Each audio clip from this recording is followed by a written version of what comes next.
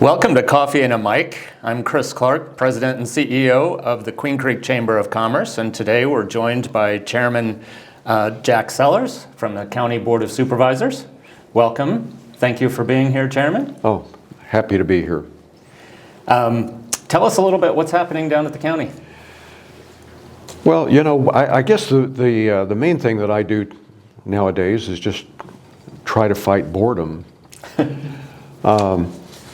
You know, we really have a lot going on at the county, and it's one of the things that frustrates me is that the people that become critical of what we're doing at the county really have very little idea of the responsibilities that we have and what we're really dealing with.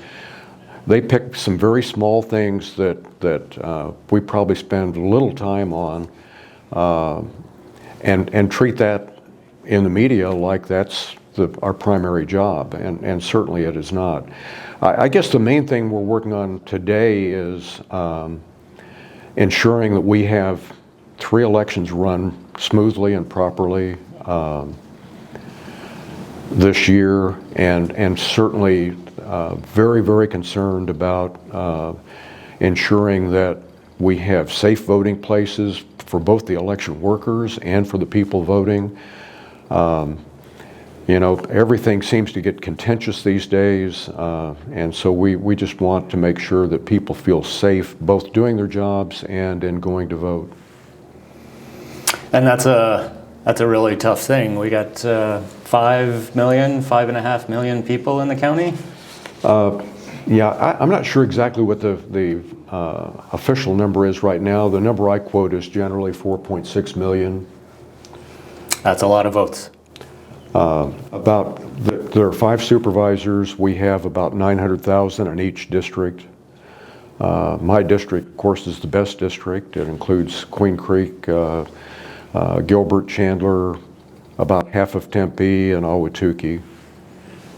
But the main thing is Queen Creek.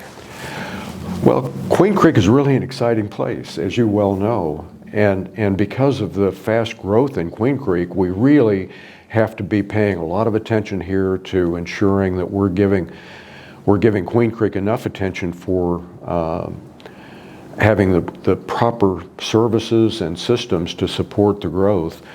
And part of that growth really even revolves around the Gateway Airport, which is going to be a phenomenal asset for the East Valley.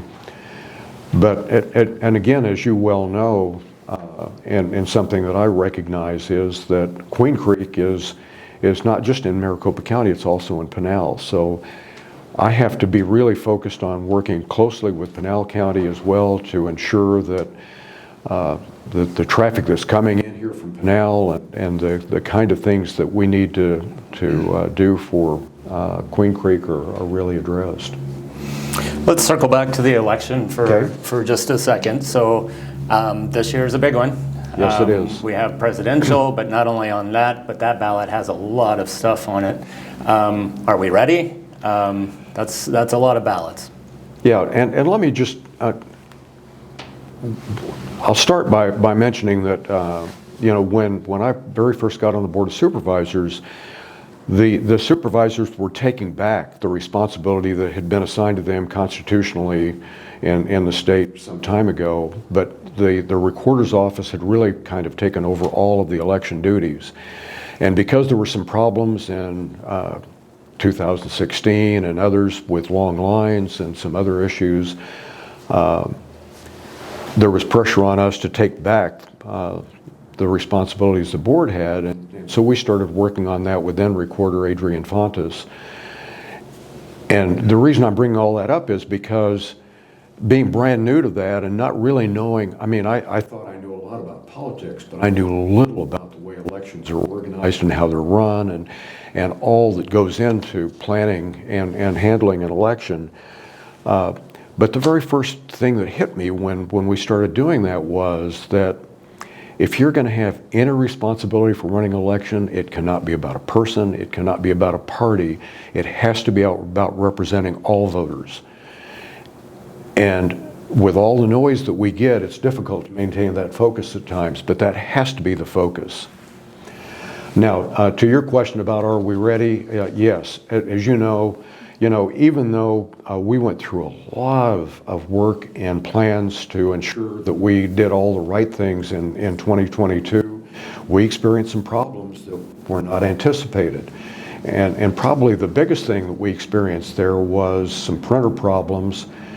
And it was kind of fascinating to me the way that all came about was because when they did all the testing, they just continuously fed ballots through these printers and they all printed out properly.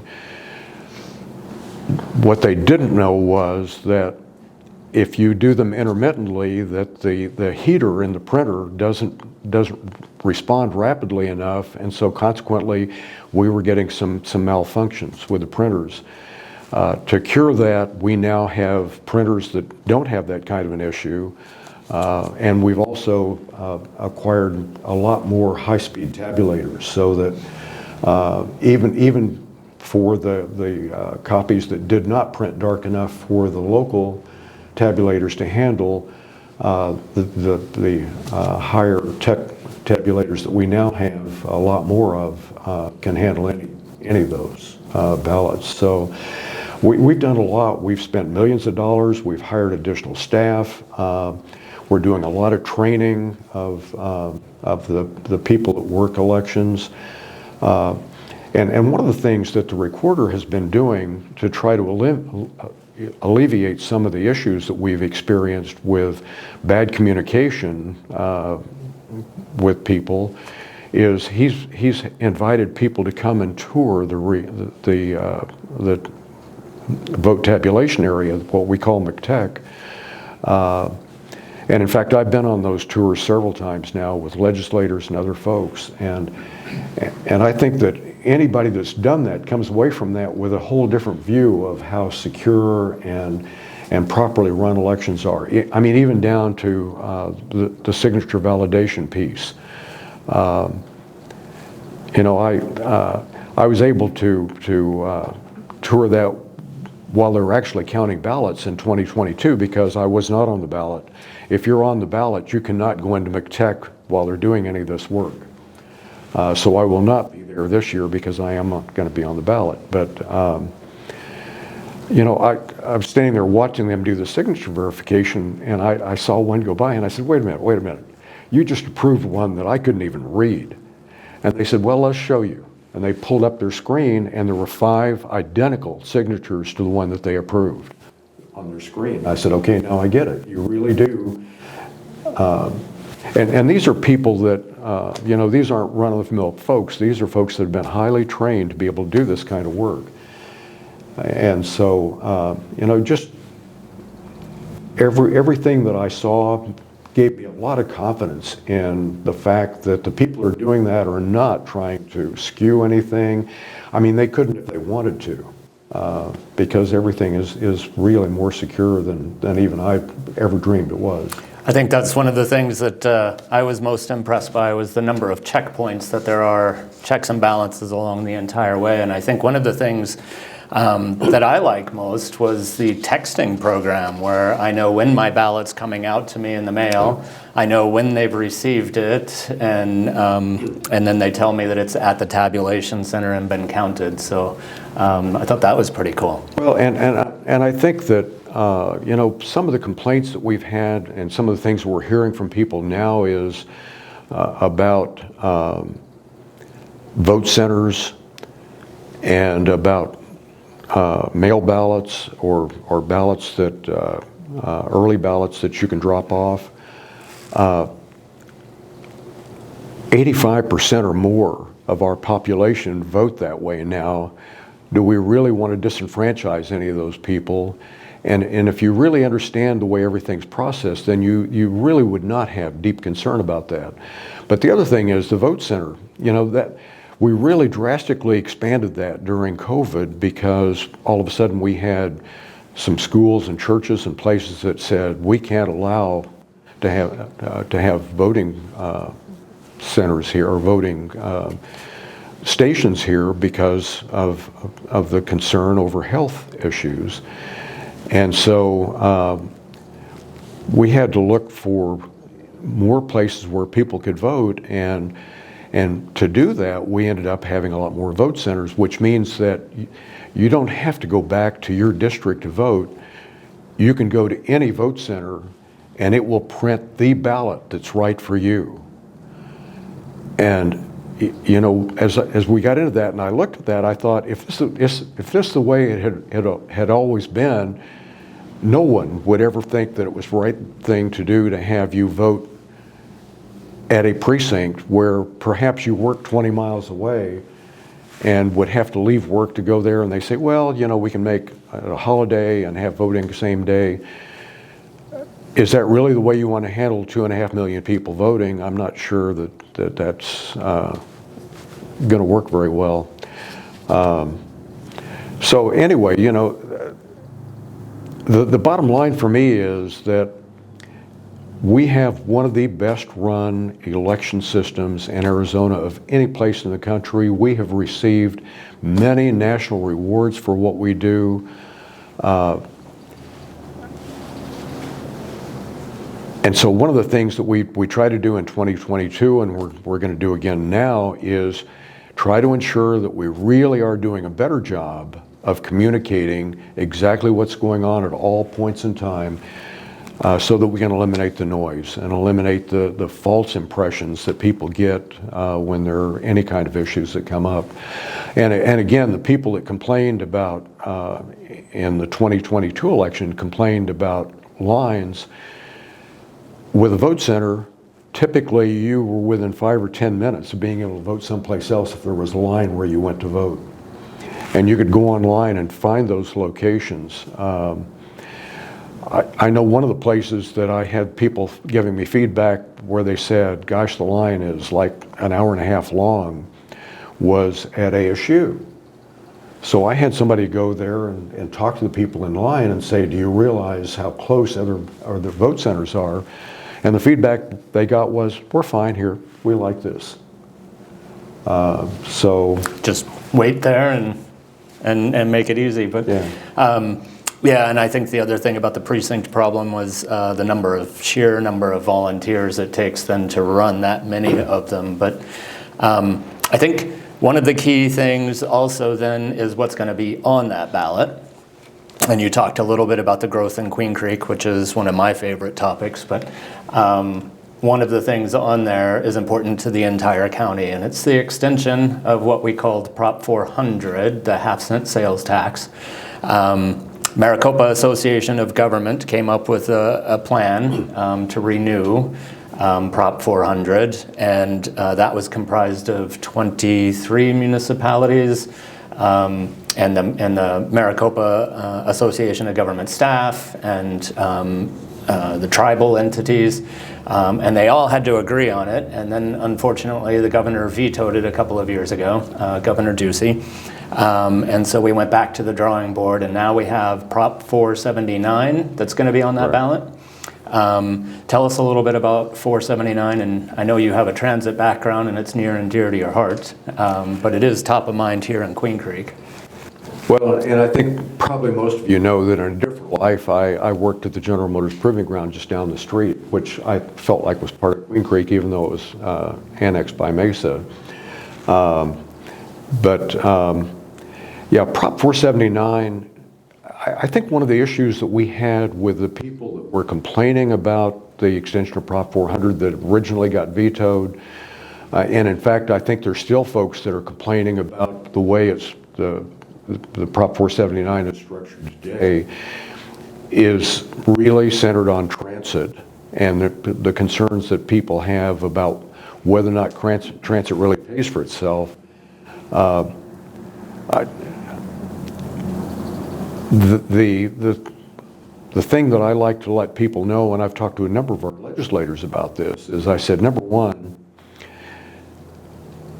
the way we developed this plan was over a 2.5 or 3 year period, getting every mayor, every Indian community, and the Board of Supervisors to agree unanimously to a plan. That takes a lot of compromise. If you want to cut transit out of this, think about this. you're now taking Phoenix, Mesa, and Tempe out of the plan because they are very, very concerned about having additional transit in their plan. And there's some good things that they want in the plan as well. I'm fascinated to go back, and I remember a remark from then Mayor Scott Smith when someone said to him, "How can you justify transit when I see these buses with very few people on them?" And he said, I was driving home last night on the Red Mountain Freeway at about 11:30, and I did not see one additional car. And I thought to myself, why am I paying my tax money for a freeway that nobody uses? The point being that you really need to have a big picture, and in fact, part of the argument that I would make, and I think those of us out in this area experience this probably on a daily basis, the Santan Freeway is virtually a new freeway. And yet both directions stop during commuting time. We simply, in today's world, we cannot build enough lane miles to eliminate congestion. We need to have other transit options for people that either don't want to drive or can't afford to drive, or perhaps have handicaps that would prevent them from driving. We really need to have those options. But there's some really neat things in the plan as well, in the transit arena. To extend the modern streetcar from Tempe out to the Cubs Stadium and then over to Dobson, to the Dobson and Main for that shopping center there that they could use for a park and ride would really help a lot. I mean, if any of you have driven in Tempe lately, you don't want to drive in Tempe. I said that in a meeting where we had Tempe folks there, and they got a little bit upset with me, but it's really true. But anyway, back to the importance of Prop 479 for Queen Creek. This proposition provides about half of the funding for infrastructure and transportation issues in this region. Queen Creek has a lot of infrastructure needs. And I am really, really concentrating on trying to address those needs. And I think that we're going to get there. And I think we're making some real progress. But if Prop 479 doesn't pass, now all of a sudden Queen Creek is competing with Phoenix and Mesa and Tempe to try to get what dollars are going to be left. And we're going to have a real problem out here. We really cannot afford not to have that. And in fact, I've traveled all over the state, and I even make that same argument with people in Pinal and other places that, can you imagine if Prop 479 does not pass, and now all of a sudden with Maricopa County having 60% of the population, having the rest of the state try to compete for what the remaining dollars? You really don't want to do that. You really want Maricopa County to provide half of their funding from this. And I'll digress a little bit. We've got $65 billion in expansion going on today. And we would not have that had we not had Proposition 300 and Proposition 400 that gave us the infrastructure we have in place right now. People kind of overlook that, but people that move here from other places say, why are you complaining about, your infrastructure, even though there's some congestion, far better than where we came from? We're growing 300 people a day in Maricopa County. 5 or 10 years from now, we're going to have real problems if we don't continue building the infrastructure the way we have for the last 40 years. I think that's really the key. There's the groups that are advocating just say no to the tax with no plan whatsoever for what's going to happen if it doesn't pass. And Queen Creek in particular, if we don't have that infrastructure money, if we don't get the freeway extensions that will connect us to the rest of the valley, we're going to be sitting still in gridlock because there is no alternate plan. Exactly. So you can vote no on 479, but just know there's no alternate. Yeah, and certainly, it's a continuation of something we're already doing. It's not like we're going to impose a new tax on you. It's a continuation. Right, you're already paying it. And the other piece of that that some of our legislative friends will give me some arguments about is we need transit in that plan because we are a non-attainment area for air quality. And even if you think that having the transit is not going to solve our air quality problem, we have to demonstrate that we are doing everything practical that we can to improve our air quality, or we're going to have a problem. We're already in a serious non-attainment state, and we could easily go into severe. And if we do that, it shuts down our expansion projects. I wanted to talk about that next. So we are at that cusp. There's a couple of checkpoints coming up. I believe one is in August, and currently we're sitting in March. And if we don't hit the numbers, then things like economic development are going to come to a stop. We won't be able to get permitting for new businesses. And as we're growing rapidly, that's going to really shut everything down. Exactly, and I, along with Mayor Gallego and some Maricopa Association of Government staff and our county air quality folks, we met with the EPA yesterday afternoon to talk through these things. And there's some very specific things that Maricopa County is proposing that would help us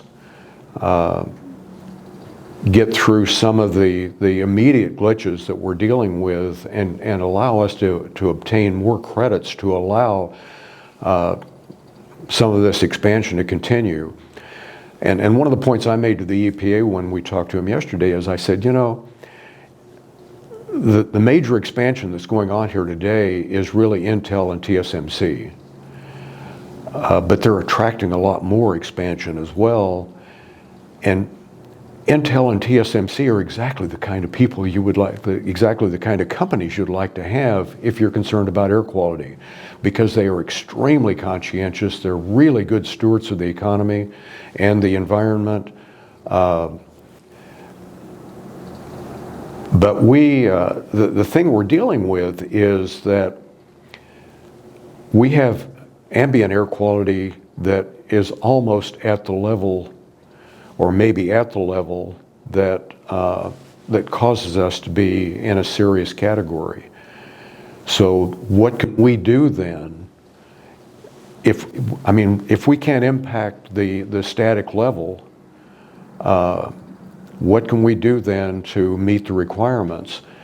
And so what we're looking for is to allow, or to have the EPA allow us to acknowledge that some of the forest fires and those things that create a lot of the background ozone that we're dealing with, that we can't really control, to give us the credits for those kinds of things. So we're working through that with some of them, and we got some encouraging feedback yesterday. We'll see how it all works out, but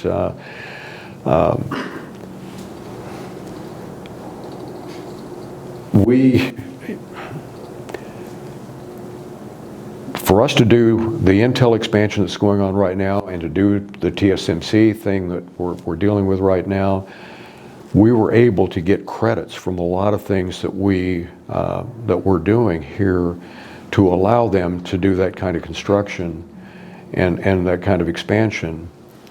But we're not in the same position as a lot of the folks back in the East are, where they have a lot of smokestacks and a lot of polluting industry that they can make changes that give them additional credits. We don't have that because we've not ever had that kind of industry here. The high-tech industry tends to be a pretty clean industry. So it's really difficult for us to obtain those credits. And so we've got the right kind of people working with them on this right now. We've got some really sharp people that they're listening to, they're working with. That they get concerned about if they make changes to accommodate us, are some of our environmental groups here going to sue them? And then what happens? And are they rewarding bad behavior? Yeah. And for people that aren't as familiar with the topic, you mentioned ambient air quality. So our base level is already high because of particulate pollution, either from being in the desert, the shape of our valley, and the way the winds blow. We're actually bringing in pollution from California. It settles here in the valley, already pushing us to that edge of that level. And then you add all of the cars on the roadway and everything else that we do, and that pushes us into non-attainment. If we could get credit for our base level, then we would only have to work on a much smaller problem. And one of the things that they look at, though, is whether or not we have transit capacity and whether or not we're doing things to encourage conservation type of efforts, work from home days and transit ability, things like that. Is that correct? Correct. And the county is doing some things right now. Well, we've worked with people like Waste Management and others to change the way their fleets operate and do a lot of those kind of things. We've been replacing vehicles in our fleet at Maricopa County with electric vehicles because we can get credits for those kind of things. We really, as I said earlier, we really have some people that are very tuned into this, that really understand this, that are not only doing everything we can to demonstrate that we're good citizens and we really do care. I mean, I think that one of the problems that we deal with here is that people at the EPA perhaps get a distorted view of the way we approach things because we have some people at the state level that try to fight them rather than say, how can we work together and resolve this? And so part of the message that I was trying to deliver yesterday is we care about our air quality. We really want to do everything we can that's practical to improve our air quality because we live here. We breathe this air. We care about the citizens here. So we're doing everything practical that we can. My message to them is, we need your help to allow us to do things where we can actually show that we are making an improvement so we can go back to the naysayers and say, look at what we did. This is why this works.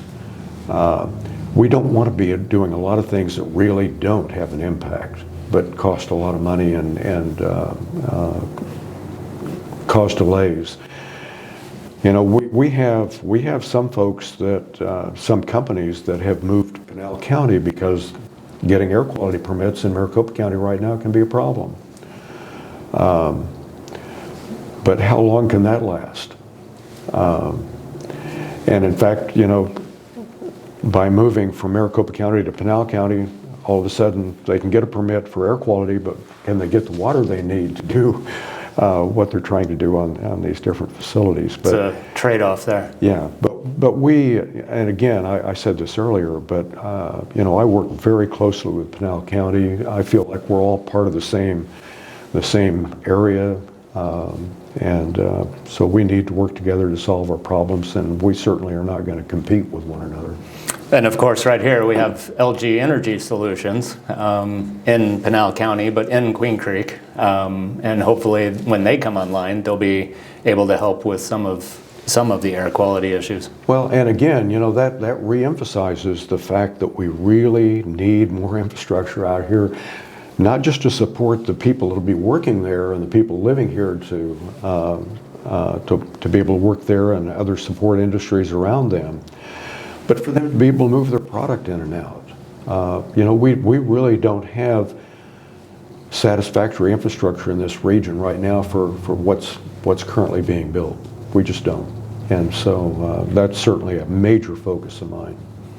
And something that we talk about a lot, we're building right out of the ground. It's not like you've Correct. Moved to a place that's getting infill or rehabilitated. We're creating it right out of the ground. And speaking of which, one of the things then that keeps coming up is housing and affordable housing. currently, as we sit, there's a bill at the governor's desk that would remove basically all local control of zoning and things like that. And we've certainly been vocal about that. That's not a solution. But is the county working on that? Is that something that's on the radar for the county? Absolutely. And I think everyone knows that a major issue for us has been affordable housing and homelessness. And one of the things that in my job at the county that I have became very focused on is how do we prevent people who should not be homeless from becoming homeless?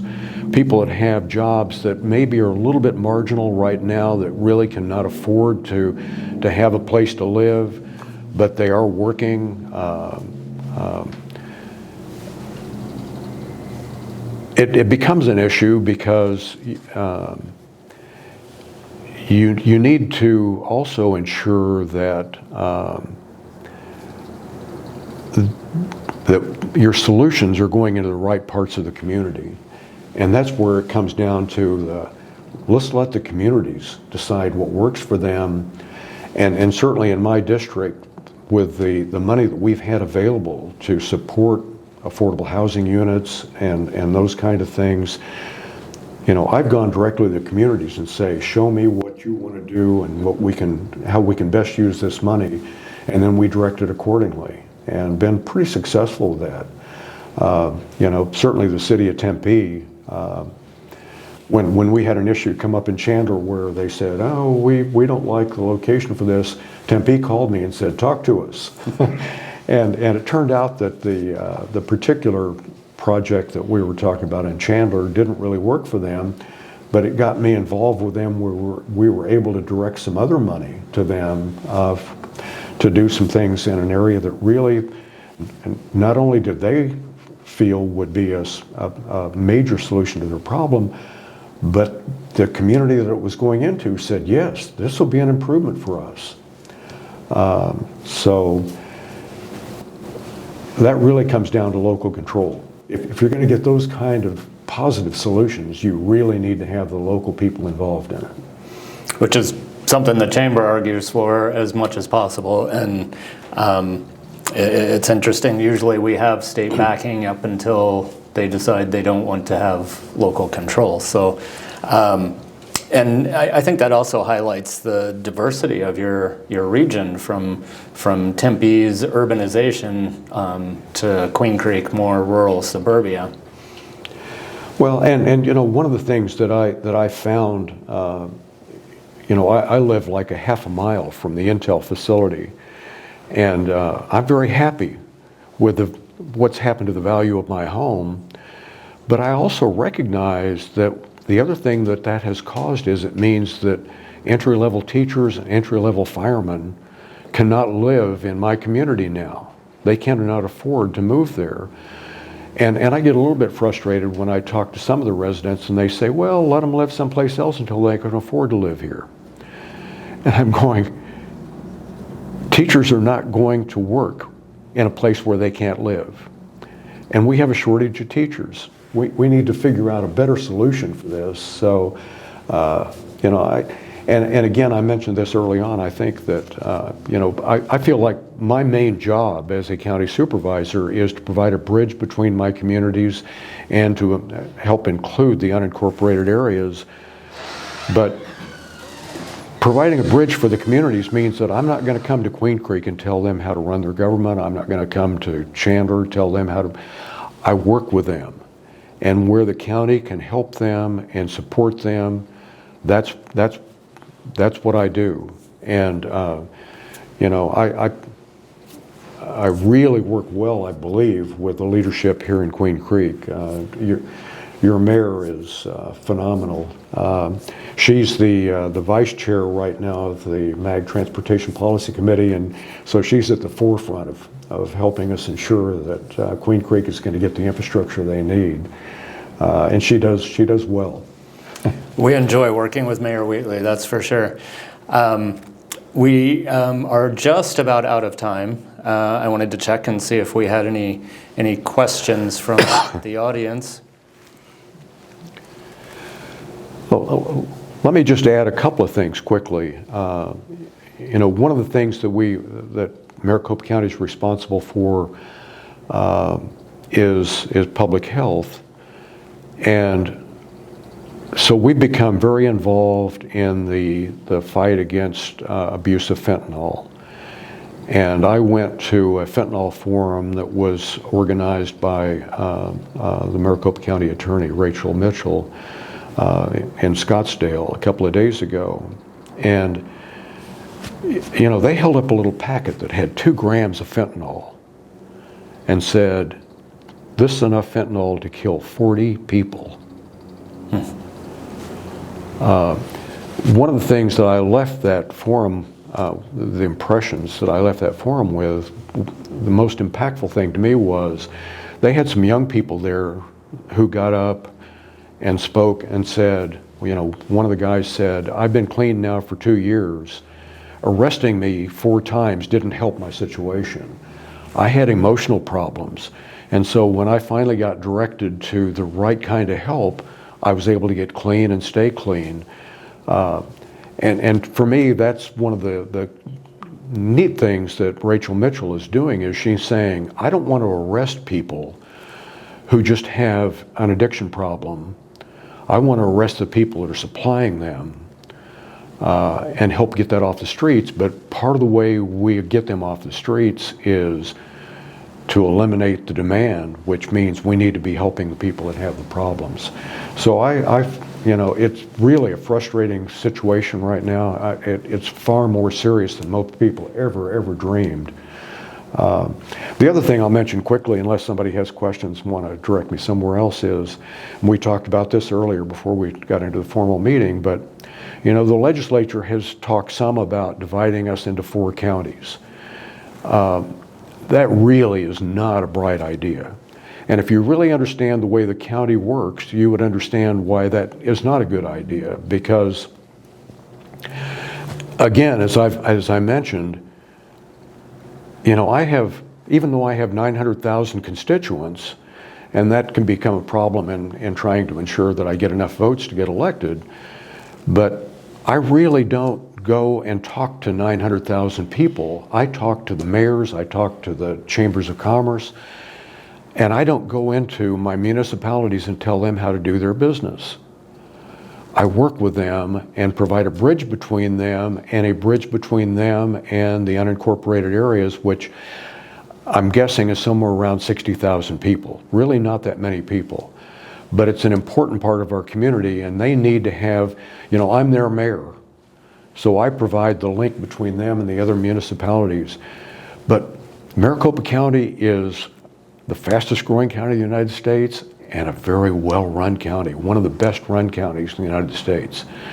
Our budget, and I'll mention quickly, the state now has a budgeting problem because they just spent $2 billion on pet projects. I think some people would call that, well, anyway. And now that they are needing to cut, that's all of a sudden they come back and they say, well, do we really need State Route 24? Let's pull that money back. It becomes more about them protecting their own area than it is about really representing the people in these communities. Maricopa County does not have any debt. We don't bond anything. And we're going to cut property taxes for the 4th year in a row with our budget this year. The biggest concern we have about our budget is how much is the state going to try to solve their problem by coming back and making us pay for things we don't typically pay for, or taking money away from us. I think that bill has been run the last couple of sessions in various forms without really identifying what problem it solves. So I think last year's version would have created 4 new counties, which really quadruples the government and cost and duplicates efforts. And then this year's creates like 4 super counties geographically, hundreds of miles. wide, just to try and break up Maricopa County. Yeah, and when we have such important issues to address in the state, why are we playing these kind of games? Anyway. Well, Chairman Sellers, we really appreciate your time. Thank you for being here. We appreciate SRP for making this production possible, and thank you all for your time. Yeah, and I'll just mention quickly that, you know, we do have a new sheriff as well, and even though Queen Creek now has their own police department, there's still a lot of the areas out here that are handled by the sheriff's department, and the new sheriff was the chief deputy, and really a highly focused, good law enforcement person, and so he'll be good for our region as well. A criticism that was made of him was that to get the appointment, he changed his designation from Republican to Democrat, because we had to appoint a Democrat since Paul Penzone was Democrat, although Paul had been a Republican before he ran for office. But when I talked to Sheriff Skinner about that, he said, "Jack, law enforcement should never be political. I don't care whether I'm a Democrat, Republican, independent. Law enforcement is about properly enforcing the law for everybody." And that's why I like him. Wonderful. Well, thank you again. Okay.